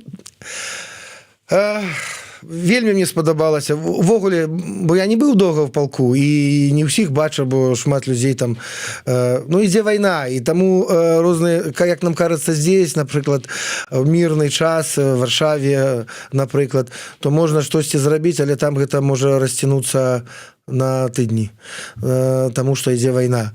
Вось. А ёсць у нас, я заставіў спадару Зміцеру наши спасылкі ад палка. Ну вось, спасылачкі ёсць ужо у нас тут у каментатарскай. Падыміцеся, калі ласка, трошечку вышэй, хто вот унізе ў каментарах. Тут ёсць спасылка на канкрэтна тэлеграм-канал палка Каліноўскага, калі там пачытаць навіны, што адбываецца і гэтак далей. Але ёсць і спасылачка на адмысловую такую старонку, дзе можна падтрымаць полк Каліноўскага.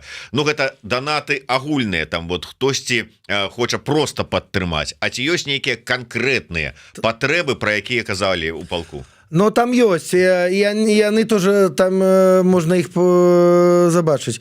І на конкретные патрэбы почитайте и уже будете все ведать, потому что я, ну, тоже кажу, что я всего не памятаю. Вот. Ну, да прыкладу, вот вы з'язджалі, размаўлялі, развітваліся з хлопцамі і вот казалі там, можа быць, я так умоўна так кажу, что ну что, наступны раз на что вам найбольш трэба, что? А гэта так, это меняется, и тому чакаем листы. Тому что были службы, адпаведныя службы полку павінны былі падаць лісты, што там зараз трэба. Напрыклад, праз месяц уже будзе іншая сітуацыя, праз 2 месяцы трэцяя. Ну, напрыклад, я быў у полку і прыехала машина грузовая з Норвегії. Ну і там было шмат, например, спальных мешков. Ну все, там уже их шмат, их не было, а сегодня они уже есть. И добрые такие, для теплые, там можно минус и 20, и 30 у их спать. Вот. Допомагал их тоже оттуда з машины этой вынимать. Вот. Тому звяртайцеся, напрыклад, хто хоча, звяртайцеся до нас, у нас у нашу школу. Мы такі неафіцыйны малы цэнтр падтрымкі палка Каліноўска. І канешне, гэта ўсё пакуль няма фонда афіцыйнага, гэта ўсё на так сказаць, как на мне, і на справаздачнасць ляжыць на мне, только на маем аўтарытэце. І ўсё. Таму я кажу, калі хтосьці там нам не верыць, ну не верыць, ёсць афіцыйная старонка палка, там можна знайсці. Але калі верыце, можете до нас, потому что я ведаю, я з хлопцамі штодзённа на сувязі, і заўсёды магу спытаць, што трэба, колькі трэба і так далей.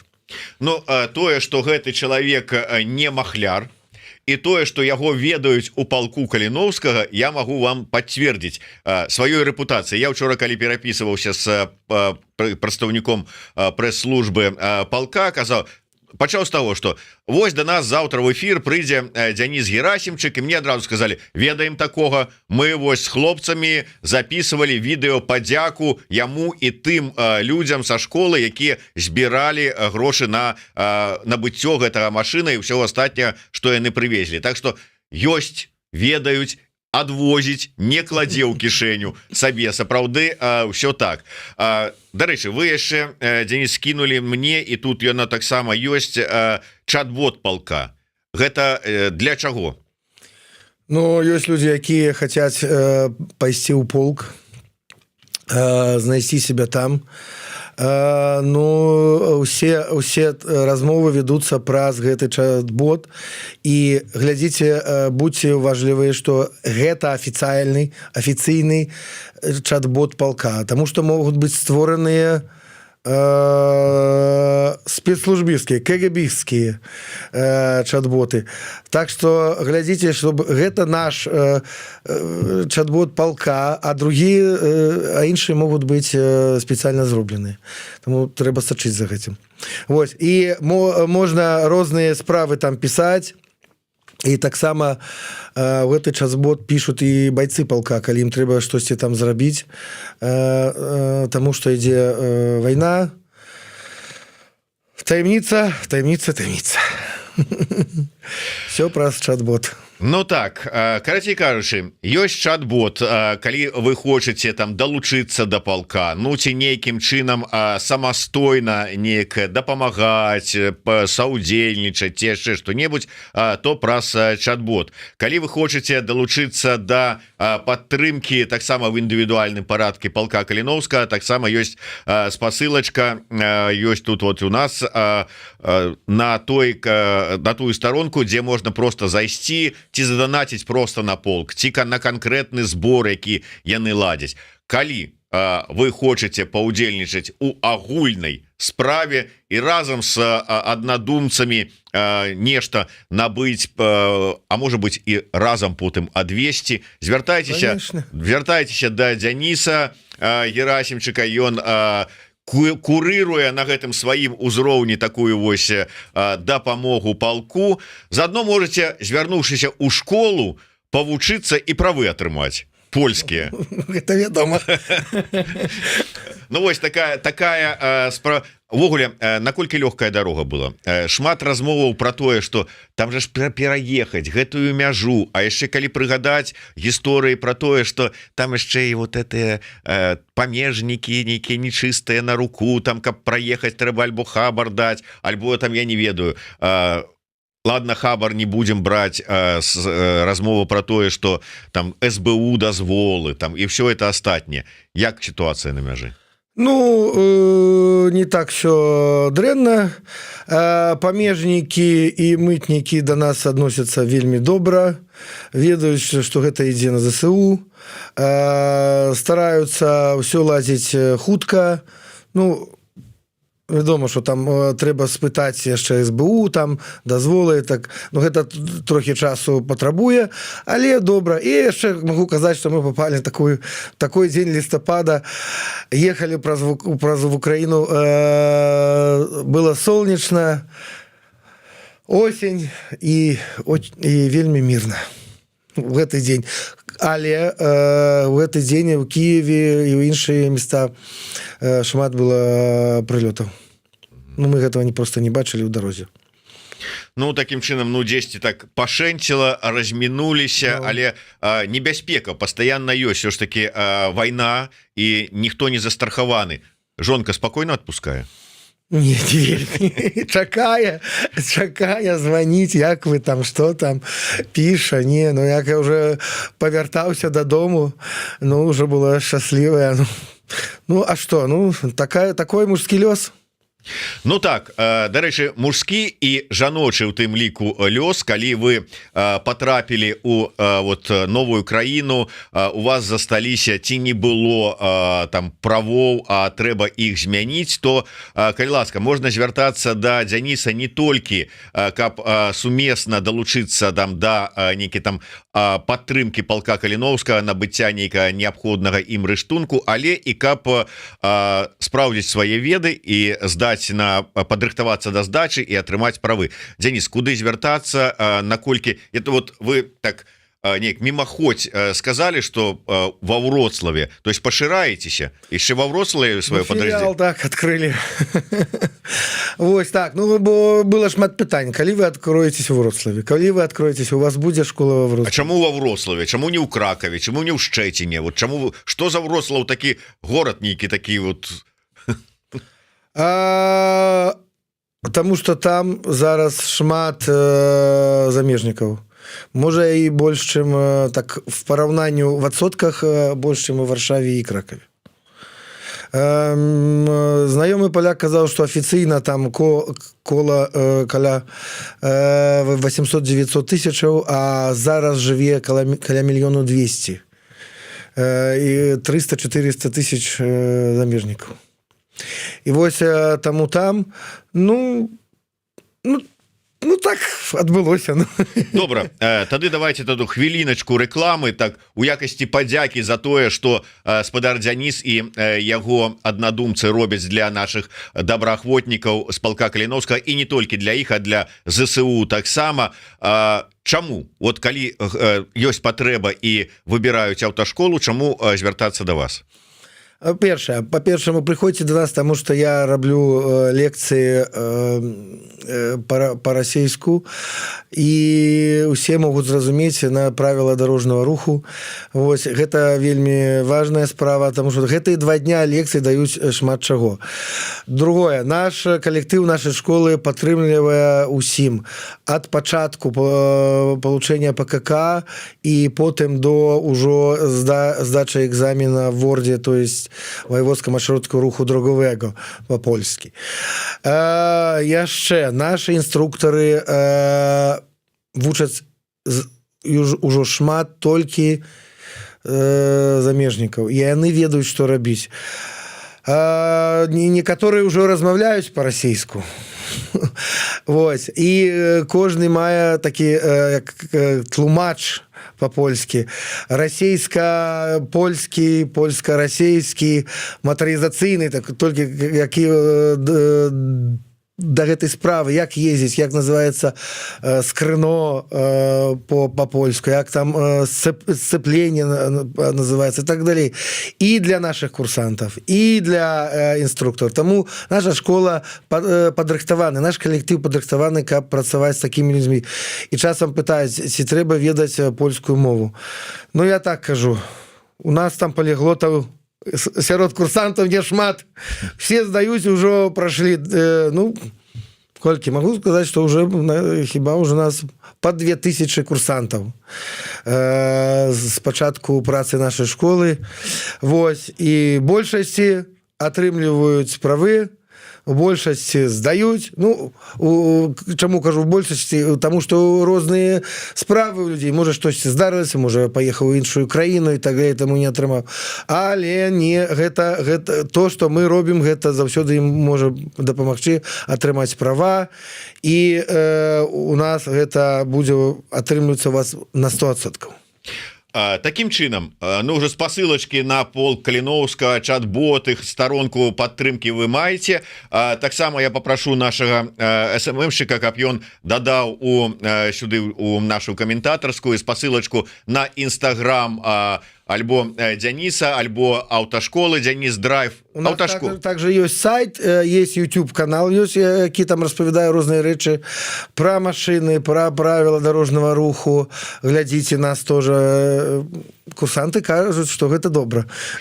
Сапраўды добра. І Дзяніс, як бы вы там вот не глядзелі, стомлены такі неголены чалавек, але так вельмі умее записываць прикольныя рылсы, як кажуць, про тое, як сябе паводзяць курсанты, як сябе паводзяць на дарогу. Прычым гэта не толькі смешна, цікава, але і вельмі павучальна, тому что акурат такі і праз іх добра разумееш тактыку і стратэгію паводзінаў за рулём і на дарозе. Таму подписывайтесь на Instagram, на сайт глядзіце, на YouTube канал аўташколы Денис Драйв. Ну і праз вось такія контакты зможаце далучыцца да сумесных нейкіх праектаў падтрымки наших добраахвотнікаў, ЗСУ, ну і ўвогуле да добрых розных ідэяў. Так, яшчэ у нас есть чат-бот. Ну, хіба вы ўжо глядзелі яго? Ну, он вядзе чалавека ад самого пачатку, ўсё распавядае, што рабіць, як атрымаць спраўку медыцынскую, куды ісці, што потым рабіць і так далее. Гэта вельмі добрый чат-бот, мы его корректируем. Я уже так лічу, што і он вельмі дапамагае нашим курсантам. Безумоўна, сапраўды вельмі цікава і сапраўды можна канкрэтна атрымаць не толькі звесткі, як пакрокава рабіць, каб вот дайсці да здачы экзаменаў, потому что гэта ж і даведку атрымаць, і нейкія там вот это куды аднесці паперы неабходныя, ўсё гэта ўсё распісана пакрокава з кантактамі. Калі ласка, трэба вам даведку, можете звярнуцца вось туды. Трэба вам гэта, можете звярнуцца вось туды. Так што вельмі раю, калі ёсць такая патрэба. Ну і ў любым выпадку патрэба у наших добраахвотнікаў у падтрымцы ёсць заўжды. Так што далучайцеся і жыве Беларусі, слава Украіне. Жыве вечна, слава героям.